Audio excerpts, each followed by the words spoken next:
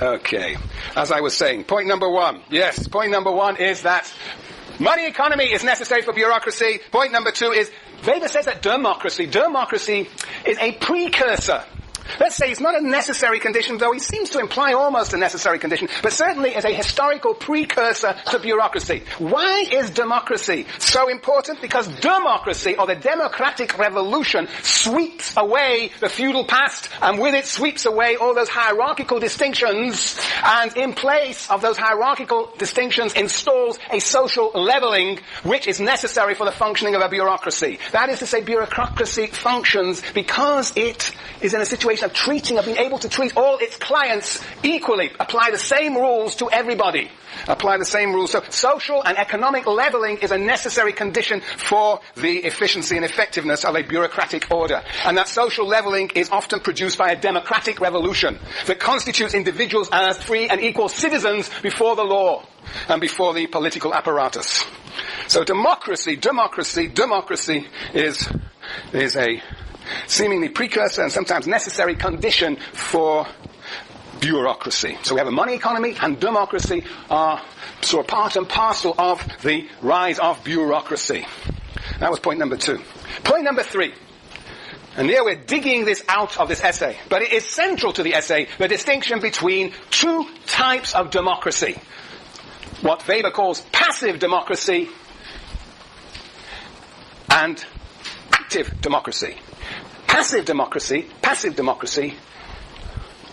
is the democracy we know, for example, in this country, sometimes known as liberal democracy, representative democracy, in which the people, the governed, participate indirectly through electing representatives every few years who participate in making laws in the legislature. So we participate in building, in a sense, leaders who then create the laws that govern the land. This is an indirect form of democracy, passive democracy. Passive in the sense that the governed do not actively participate on a day-to-day basis in the government of their communities or society. An active democracy, on the other hand, is precisely that. It is a form of democracy in which people actively participate in running the world around them. It is a form of direct government, direct regulation. And Weber thinks that this form of direct participation, active democracy, is only possible in small, homogeneous communities. It is not possible at the level of the nation-state. Yeah. Weber is saying that when it comes to democracy, the best we can do is to have a passive democracy, an electoral democracy. Yeah. So the active democracy is technically impossible due to problems of scale. We can't all continually participate in government. And he also says that where you have an active democracy where people participate, then they are subject to manipulation by leaders. And he has a very dim view of the governed. Basically, Weber thinks that the governed are an inarticulate mass, as he says at one point in another place, an inarticulate mass that is motivated, driven by irrational sentiments. They're part of a sort of atomized world in which they are easily manipulated by the media. He has not got much faith in the capacity of people to organize and run their own lives, which is very different from most Marxists. Gramsci, of course, believes that the working class does have a good sense and has the capacity to run their own lives. I think Marx does too. I think Fanon does too. And I think Lenin does too, though that may be subject to more dispute. Yes. But anyway, I think the Marxists have a more optimistic understanding, view of the human capacity to rule themselves and the world around them. Sasha. How would you say Western democracy has the GOP? I thought that you elect officials and... Yeah, because there are some people amongst us who think that it's not the Lenin of the State and Revolution that we read, but the Lenin of what is to be done, where the power of the party is dictating to the people and manipulating the people. Where's my friend? There he is, laughing at me. Yeah, Sasha, that was just for the sake of Mike Levian, who thinks that Lenin really doesn't believe that he believes that Lenin really has a very dim view of the working class too, that they are easily subject to manipulation, and that basically Lenin's whole idea of the political party, about which we did not read, is all about the ways in which the working class have to be sort of nurtured and educated by an elite vanguard into the world of socialism. You're absolutely right, and it's why I chose State and Revolution. In State and Revolution, there is a sense in which indeed the working class can actually rule themselves through these Soviets. Levian thinks that is just what do you think it is? He's lost for words. It's never happened before. Bullshit. Okay. When an academic of the seriousness of Mike Levy and says bullshit, you know he's in a very tight corner and hasn't got a good explanation. Okay, yes, Juliana. So basically saying that we need an administration because otherwise alone we have to be rational. So we need like a rational legal administration. This is Weber. Yeah. Because his view of human life is that alone we act on other people. Right, he has a view of the governed as individualized, atomized, and easily manipulated. And so we need to have an administration, a bureaucracy that will organize the world, but that bureaucracy is endangered by its own tendency to take over everything, and therefore must be contained by democracy. Must be contained by this passive democracy. That is the argument. Okay? So so my fourth point is that passive, which is just what I said, passive democracy, this legislative democracy, this representative democracy, electoral democracy, this indirect democracy, creates the conditions for, and then enters into a conflict with bureaucracy. You might say that democracy in Weber's answer is first, as it's on page 226, he says that democracy is first necessary, it creates the leveling on which the bureaucratic order is built, but then once the bureaucratic order is built, democracy and bureaucracy come into tension with one another. And this is a picture I want to draw for you. Here we have the legislature, which for Weber is the seat of leadership. Leadership. Congress. And how do we elect our leaders? Through votes every few years. And we also subject those leaders to a public opinion. We form public opinion. In fact, Weber is has a dim view of what even public opinion that itself is manipulated by leaders, by the media. And down here are indeed, it's the demos, the subjects, the governed. These are the people, which I think he sees as sort of atomized mass. Yeah. Now, who would immediately disagree with this vision? Immediately and obviously disagree with this vision of the people. Atomized mass. Whom we've read. Sasha? Durkheim. Why would you say Durkheim? Very good. Because in organic solidarity, we move from mechanical solidarity to organic solidarity that's more focused on individuals. Sorry, what? It's more focused on individuals and not people that sort of act as one, but people that... But this, in what sense are they not atomized individuals in Durkheim? Right, but there's something quite central to... Yes, Jane? I guess it's Foucault, but then I... Hold on, let's deal with Durkheim, because there is an answer in Durkheim. First, Marianne. Hold on. There's a sense of interdependence. That's the idea of the division of labour. Interdependence is at the centre of Durkheim's vision of the individual. And that individual under organic solidarity has a sense of the whole, can see the whole. Well, perhaps not too far, but sees the whole, at least the locality, because of this interdependence. So it has a sense of purpose and a meaning is attached to his or her behaviour. Whereas here we have atomized individuals who are not, in a sense, integrated into society, but they are for Durkheim. So Durkheim is very different. Right, Jane. I guess it's Foucault, but then I wanted to ask you what atomized means. Atomized, it's like you here, all atomized, separated from one another, having neither mechanical, or perhaps a little bit of mechanical, but certainly no organic solidarity. Individuals constituted separately, disconnected from one another. So, yes, Foucault might actually endorse this perspective of the individual. Foucault is very similar to Weber in many, many, many ways, as we will see. But yes, there's somebody else who obviously has a very different perspective on the governed. Yes, Neil?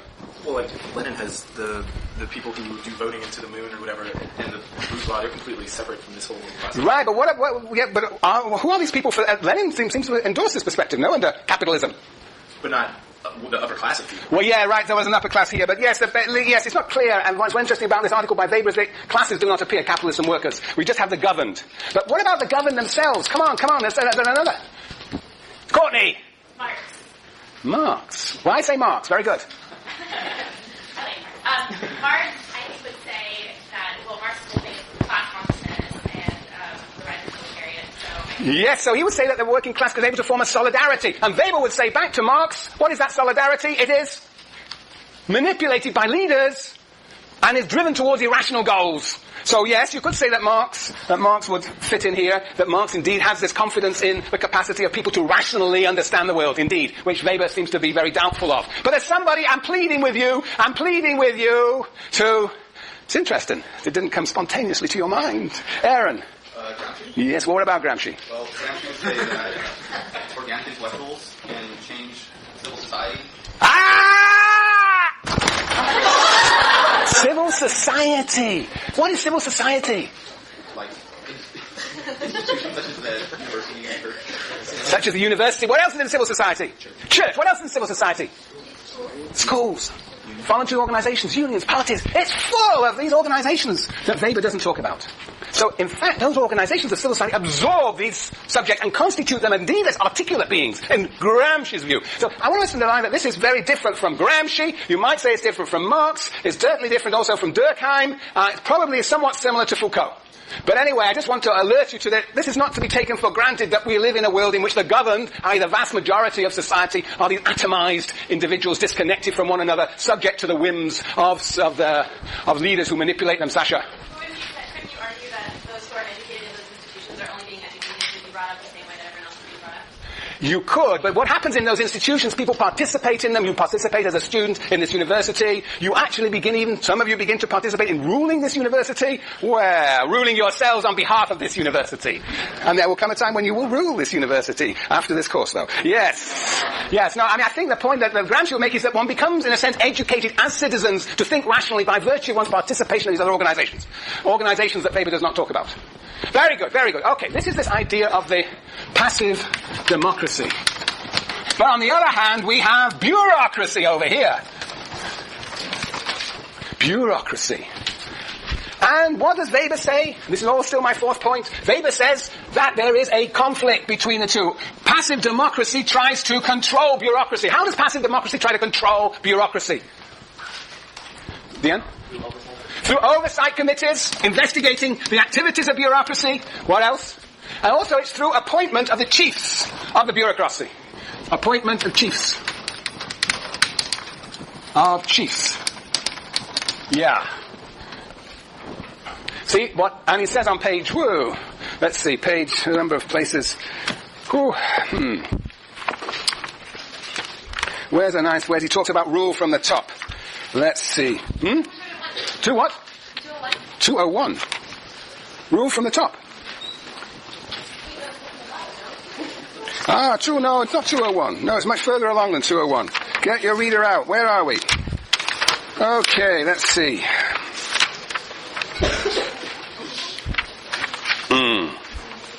Well, 228, and probably better for my purposes, where is this? 228. Where is it? Come on, help me. 240. 228. Where does he talk about chiefs? Where does he talk about the conflict between the chiefs and the experts? I've got it. 232.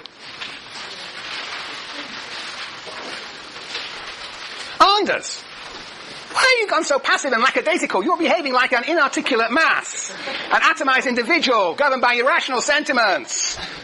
Yes.